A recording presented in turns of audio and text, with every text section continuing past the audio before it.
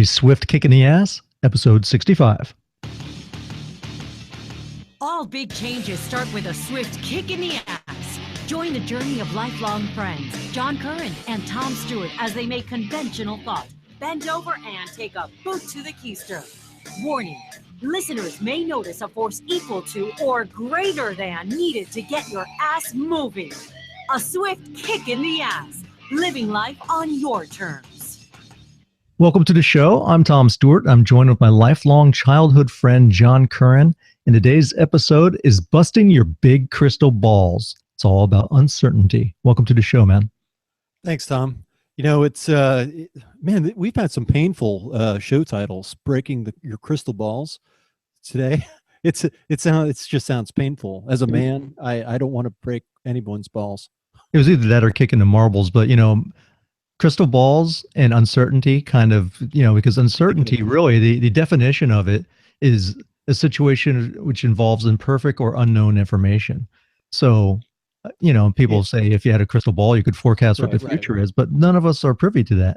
So yeah, that's absolutely true. I mean, fortune telling, none of us are fortune tellers. None of us know the future with 100% certainty. And we talk a lot about how to deal with that on this show, and we're gonna dive down a lot deeper into it, into dealing with uncertainty on this show, on this episode. But I wanted to start with some insight from a very famous comedian, George Carlin, because I think he was very prolific. He loved words, and he loved to make people think about what words mean. And I think we do that a lot on our show. George Carlin said, "Tell people there's an invisible man in the sky who's created the universe, and the vast majority will believe you. Tell them that the paint is wet on their bus bench, and they have to touch it to be sure." You know, and I, you know, I'm not poking fun at religion or anything. I think it's pertinent because certainty and uncertainty really involves both thought as well as action. You know, it's not just a belief. It's also taking action based on that belief. It also involves power, such as, think about leadership within your business or your boss. Think of your boss and the decision-making skills that they have. They're able to do that because they're more certain of their belief that, you know, something is right or wrong. It doesn't mean that they're right or wrong. It just means that their perception is the perception that they believe, or they instill the perception into us by making them believe that they are decisive by taking, you know, because if they look uncertain, then we're going to lose our confidence in them. Correct? Yeah, absolutely.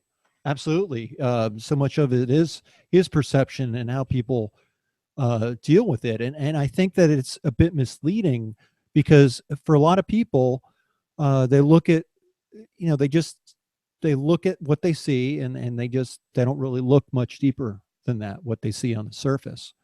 But, you know, if you look a lot deeper within, say, even your boss, you don't know what he's feeling inside, he or she. They could be, you know, they could be very nervous about the decision. It could be keeping them up at night. But if other people in the business perceive some type of you know, jittery you know, emotions over a decision or an unsureness, that's really going to look bad on them, and it's going to weaken their authority and their leadership within that particular company. So, you know, and we don't normally see what happens behind closed doors, and probably those questions that they are asking of themselves and others. You know, is this the right thing to do? I know when I was younger, and, you know, we talk a lot about our fathers on this podcast, and I always thought my dad was the most decisive, you know, smart man there was. I mean, he knew exactly what to do in any given moment. But I remember he had bought a business. This was pretty much like his retirement business. He bought a coin laundry, and he was trying to decide if he was going to keep it open 24 hours or keep it just a regular 9 to 5, you know, kind of establishment. and he was up nights and worrying about it. And it was like probably the first time I really saw my dad like really stressing out over the decision. And finally I was like, Yeah. Dad, just take a chance. Let it go for 24 hours and let's see how it rides. There's no competition in our area, and it ended up a success. But when you see someone that is in that leadership role question, and you're not used to doing that, you kind of do. You're like, wow, is this my dad? He always seems like he's on top of things, especially when it came to business. Yeah, it's so interesting to me because we all think our dads, I mean, most of us, I guess, realize we think of our dads as being perfect, and our parents, we generally think of them as being parents, not necessarily people, but they're your parents, and they can do no wrong. They know everything. But as you get older, you begin to realize that they are just people, and they're doing the best job that they possibly can. They're not always going to be right all the time. Your boss is not going to be right all the time. Authority figures, people that you look up to, they're not going to be right all the time.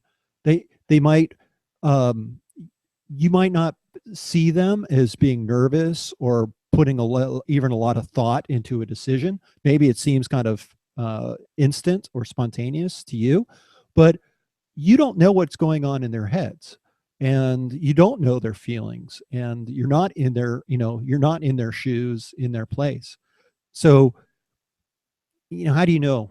How do you know? And I think that no one is perfect. We talk a lot about this on this show, that you have to make a decision, move forward, and sometimes you're going to fall down, and we all do that. And what really determines if you're a winner or a loser in this is how you get up and what you learn from that experience.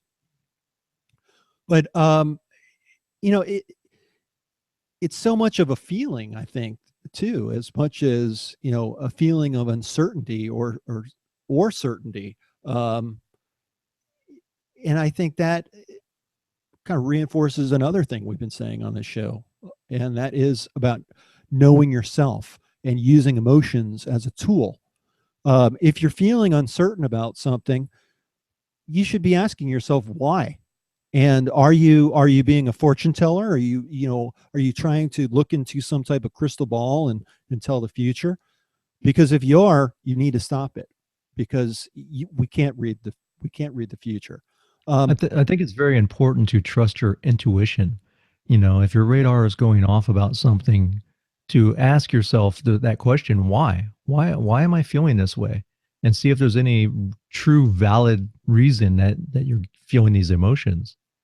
Yeah, and that comes with age, I think. You begin to trust yourself as you make more decisions based on your gut.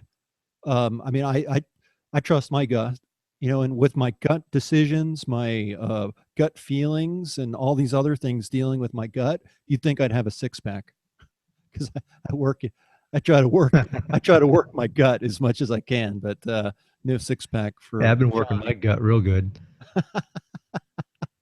I'm sure a lot of people work their guts real good. But so going back to what George Carlin said, what made me kind of make me question is, you know, why is it that so many people buy into the certainty of these conventional beliefs and thoughts? Now, George Carlin, of course, he's talking about religion, but I think it goes way beyond religion. Think of some of the social or conventional beliefs we've talked about on earlier episodes. Like working 9 to 5, or following a certain life path, to where you grow up, you go to school, you grow up, you get married, you have kids, you move out into the suburbs, you have a good job, you know all that, following a certain order, and doing these things that society says that we need to do. Well, think about it. When we're a child, right? You ask all kinds of questions. Why? Why is the sky blue? Why is the cat furry or whatever it might be, right? Why does Oh, my great aunt have wrinkles? right. I got in so much trouble over that. So The thing is that somewhere along the line, they stop telling us to stop asking why, and they start saying, "That's just the way it is." Don't ask the questions. It's just the way it is. The boss wants it this way. That's the way it is. Yeah, and we get so used to as an adult that they're saying, "Oh, whatever will be, will be." It's just like, okay, well, there's nothing we can do Yeah, to let make it a be. change. Right. Now, you were, I think you were spot on with something that you just said there is that, when we're kids, we ask a lot of questions. But as we get older, it gets drilled into us that we shouldn't be asking questions. We keep being told not to ask so many questions. I mean, I know that happens quite frequently with kids, especially if you have a really inquisitive child. It's really easy to say, please stop. Stop. You're just asking him about everything. Or you develop some very good skills at answering questions. And what I try to do is I answer a question with another question and try to make them think of it too. Um, but so there are four levels. I know that we've talked about uncertainty, but really certainty and uncertainty are just the opposites of each other. So I have a list of four levers of certainty, and it comes through a Harvard Business Review article All right, let's hear it. from 2015. It's called "How Certainty Transforms Persuasion." Yeah, I had that app, by the way, and it's a great app, man. They have like some of the best stories. Harvard Business Review. Yeah, yeah. Oh yeah, I read a lot of Harvard Business Review articles in graduate school. It is excellent. So four levers of certainty. One is consensus, and the way I think about consensus is, uh, you know, social validation. It's talking to other people, asking those questions, um, and learning from others what they have done, or trying to become more certain about something. Try to learn something. Try to educate yourself. Um, Second lever is repetition, and that comes through, marketers do it through repeating their message. If you notice, some speakers, they say the same thing over and over and over and over again, maybe in slightly different ways, but they're repeating the same message, because they're very certain about it.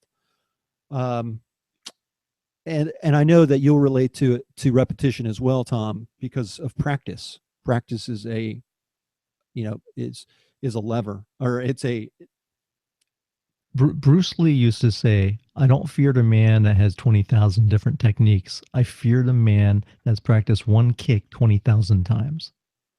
Yeah. So, as I go through these levers, just recognize, just these two levers,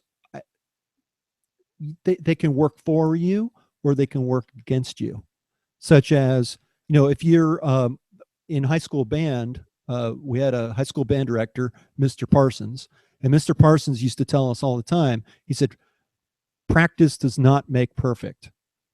Perfect practice makes perfect. And what he meant by that is, he said, if you keep just the act of practicing doesn't do it. You have to pay attention to what you're practicing and how you're practicing, all the different ins and outs. Because if you're playing the wrong note, you're going to continue, and you're practicing that, and you're playing the same note in practice, you're going to be playing the wrong note when it comes to your performance. And I think that, if you're sometimes we repeat things in our heads, like negative self talk, Mhm. self doubt. We tell ourselves things over and over that we're not good enough, we're not smart enough, we're not thin enough, we're not rich enough, all these different things that we're not. And we repeat them to ourselves, and it becomes a very strong message that we become very certain of. It's like this own little movie that's generating in your mind that you play over and over and over. And if you watch it enough times, you believe it. Yeah. And, with that being said, that can also work to your advantage. You know, if you can what did they say? Play it till I'm you good play. enough. I'm smart enough, and gosh darn it, people like me.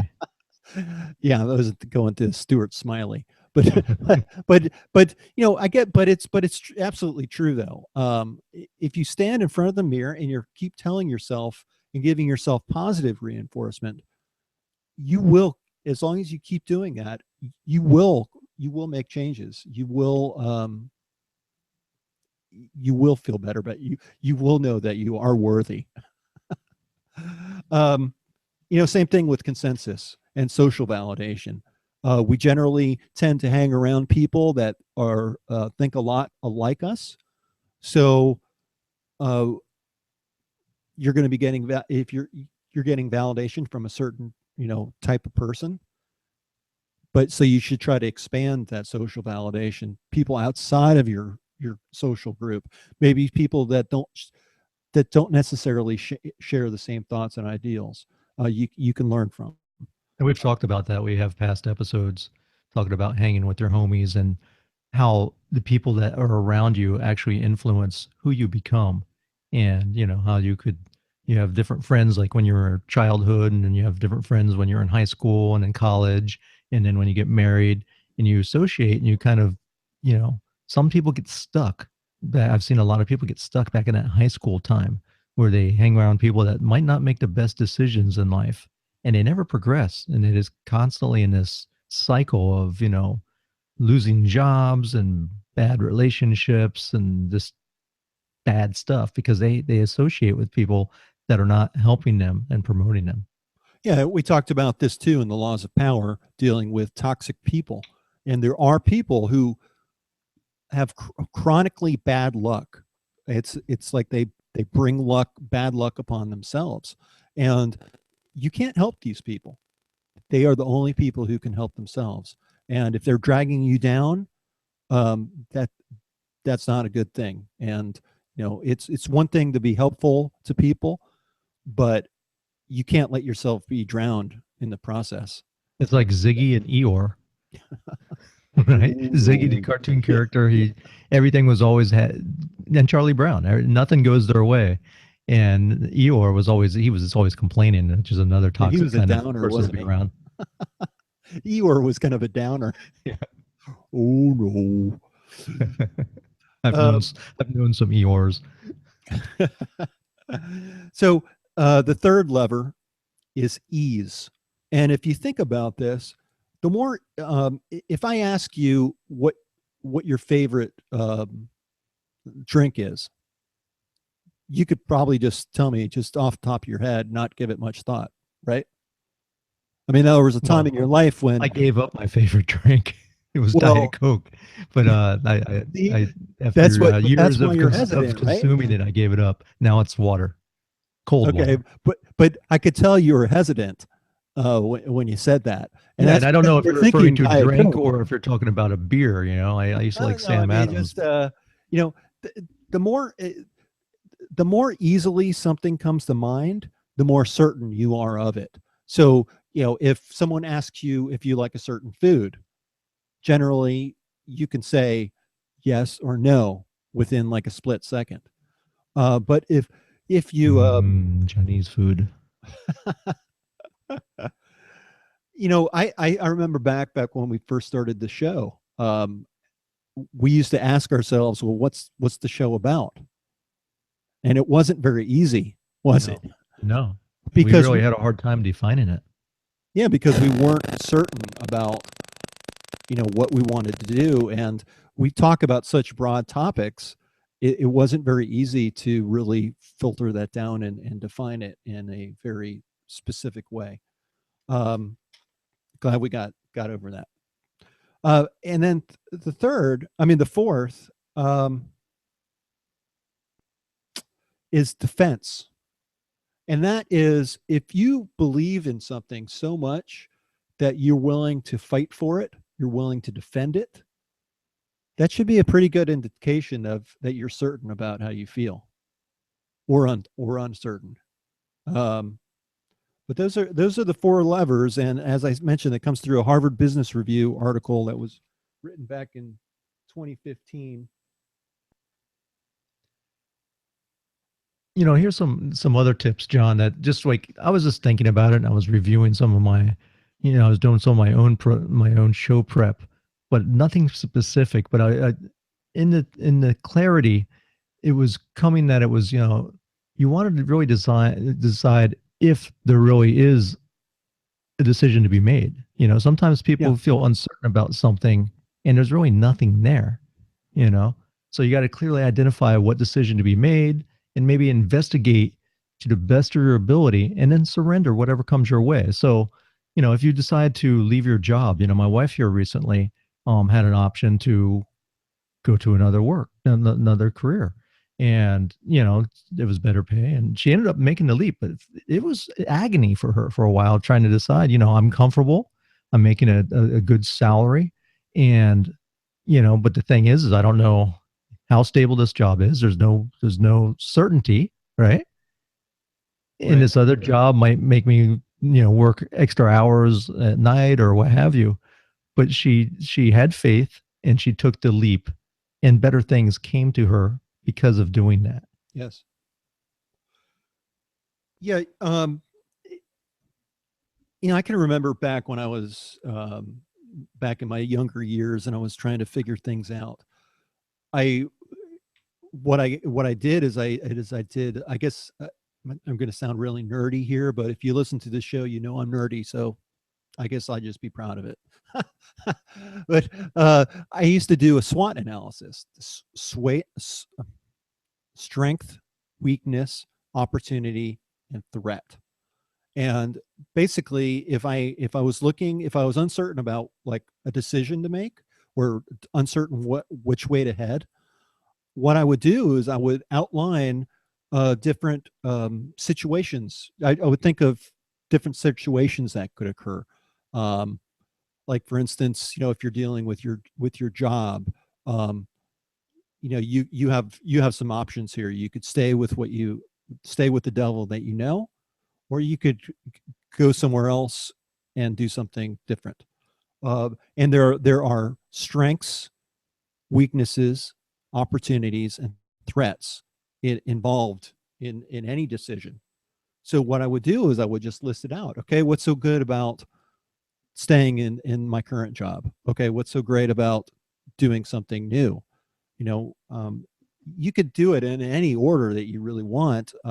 It's kind of a brain dump, um, or a brainstorming exercise. Kind of get those thoughts out of your head and get them organized so that once you do that and get it organized, most of the time the decision that you need to make is very clear cut, because you realize there are some things that you can live with, and there are other things that you're, I mean, they're going to be things that you're certain about, and other things that you're not certain about, just in your own analysis of what's going on.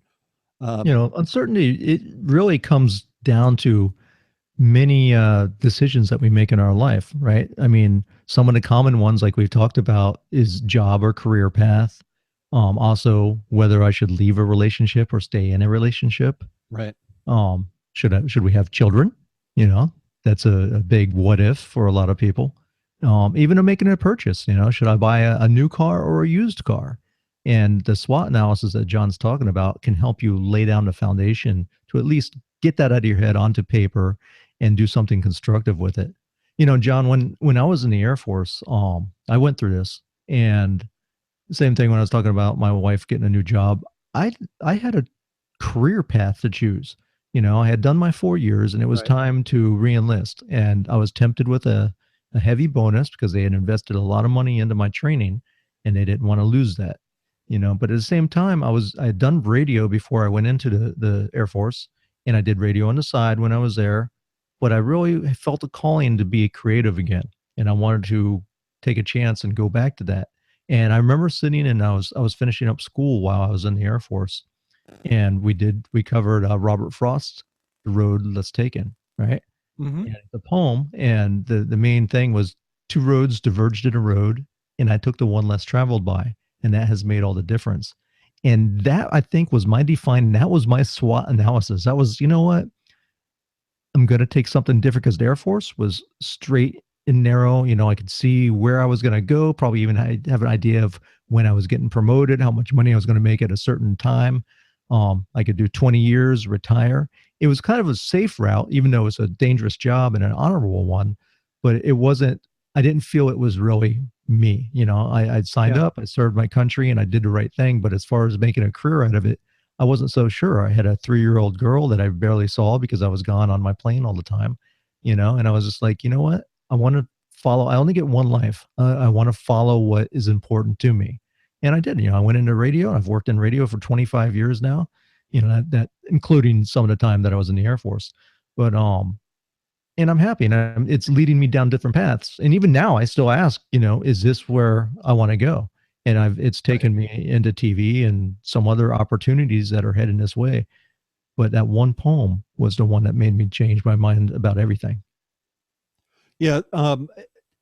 I read The Road Less Traveled by Dr. Scott Peck, I believe his name is.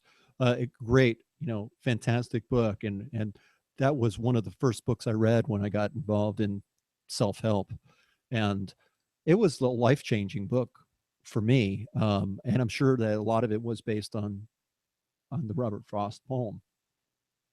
Uh, Oh, but absolutely, I'm sure. yeah, it's you know I am glad to hear that, because what you just explained was basically the exercise that you went through. And when people are feeling uncertain about something, like you said, Tom, you need to first ask yourself what you're really uncertain about, and try to figure out if this is a decision. And if it is a decision, is it your decision to make? Is this within your span of control? But really think long and hard about the different opportunities, whether you want to pursue them or not. I think just being open to the possibilities can help you a lot, because even with possibilities, certainty and uncertainty comes in to the picture. Excuse me. Because all things are, they teach you as a kid that, all things are possible. But as you realize when you get older, um, not everything is possible that you can think of. Um, Right, and but so we do have to learn that we have to accept that things are out of our control right, sometimes, and there's not we have no control. I mean, we have some direction, we can point to which way we're going to go, but no one can control the future or what's going to happen. yeah. We don't know. There's so many variables. It's time is like fluid if time exists, but it is fluid and it's always changing. It's Well, chaos. it is chaos, and you should expect that to be that way. But also, you shouldn't be setting yourself up for chaos. Now, I'll use finances as an example for this, because I think it's something that all of us have done from one time or the other. So you have a big bill coming up. You don't really have the money in your bank account yet, but maybe you sold something on eBay. Maybe you put something on Craigslist, or your friend's going to get that you borrowed money. They're going to give you money back. Maybe you borrowed money from your mom. Whatever it is, you don't have the money in hand. You know you're going to get it. You just don't know when. And what do? You don't want to be late with the payment, so you send a check in. So you don't have money in your account to back it up. But there's great certainty that that check is going to bounce if you don't get money in your account by a certain time. Um, to me, that's setting yourself up for failure. And there's that old cliche that says, don't count your chickens before they hatch. And so don't write a check before you have money in the bank, because you are going to put yourself through so much stress over that, thinking about, yeah, is this going to happen, and everything's going to collapse, and I'm going to have all these fees thrown into my account and all this, and you're just going to be digging a huge hole for yourself um, to do that. So, think about your actions and the timing of your actions, and what what you're setting yourself up for, as far as what you're putting at risk through taking those actions. And speaking of risk, remember that we always tend to think of things in extremes. It's pretty common that we, as humans, think of extreme situations. So we think of the best possible situation. We also think of the worst possible situation. Reality is going to be include really kind of a combination of both good and bad, and they very rarely are at the extremes. Now, if you're an extreme thinker, that's going to be very hard to kind of reel yourself back in. But it's a good thing to ask yourself, is this, how likely is this to happen? How certain is it that something is going to happen? And how certain is what you think is going to happen, or what's going to come out of that?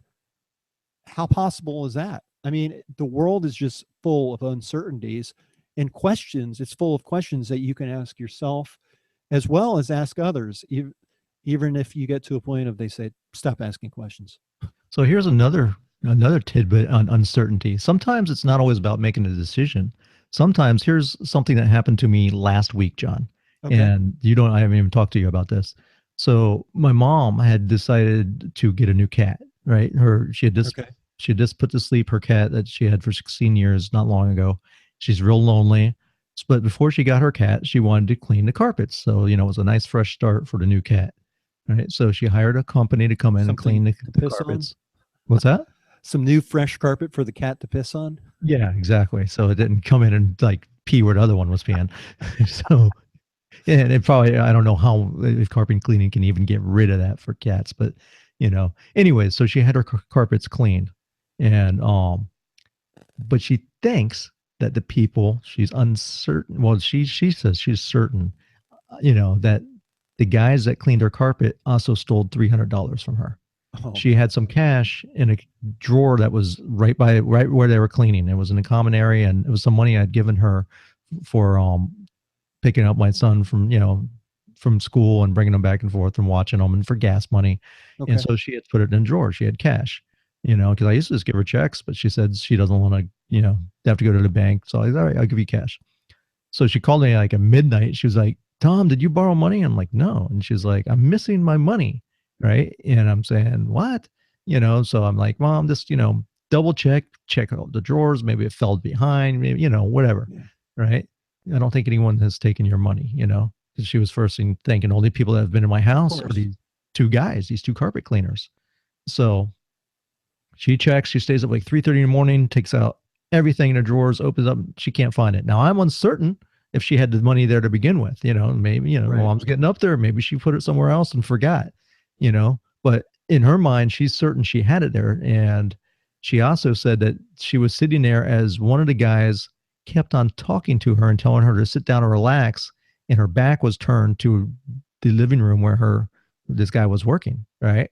Okay. So they could have been working in tandem where they stole the money, But I told my mom, I said, look, there's nothing you can do. I mean, if I called the company, we got no evidence. We don't have a video footage of the guy going through her drawers, to find the money. So it's just speculation. So we had to let it go. But things work out. I took her to the bank the next day because she wanted to, make sure that whatever money she had was in the bank. And when we found out she had Okay. reward points, and her reward points almost covered the amount that she had taken from her. So I was like, look, it all worked out, but that was uncertainty of accusing someone of something that they might not have done.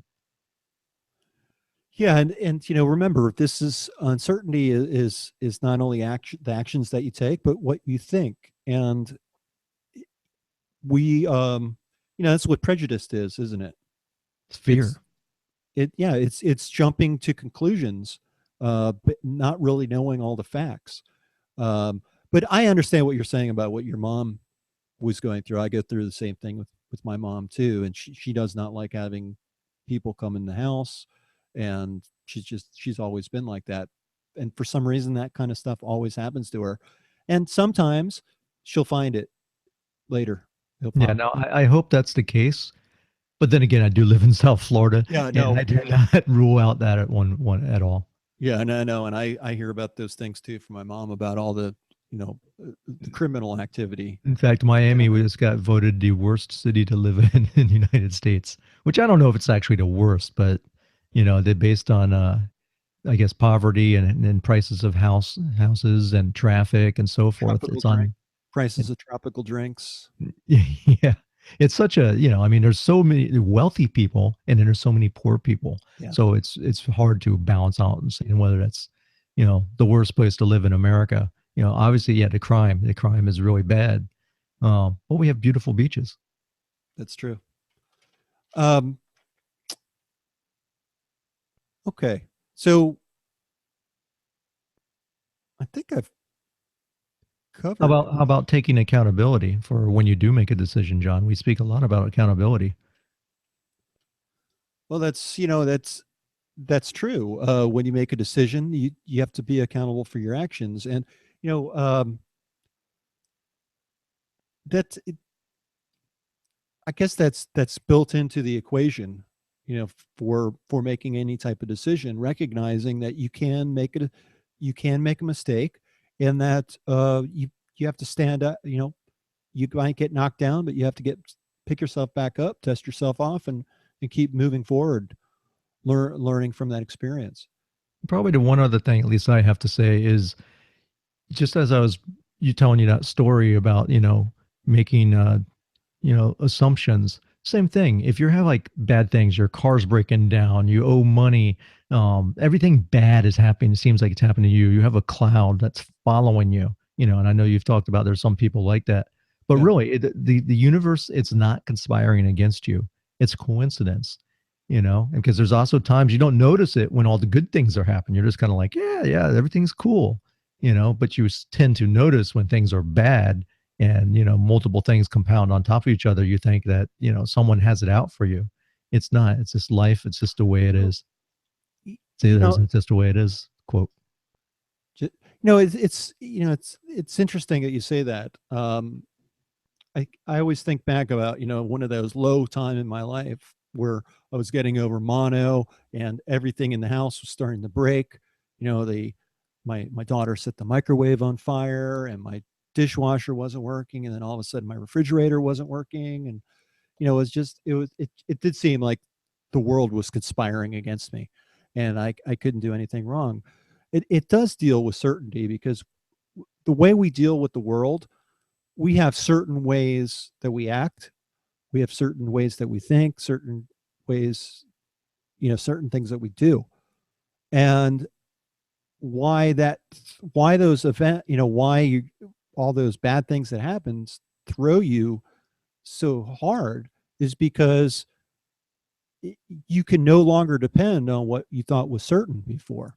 um, I think that's when the bad things that happen in your life really hit hard, because you cannot handle them as you used to. It's an opportunity to get creative and to solve a problem.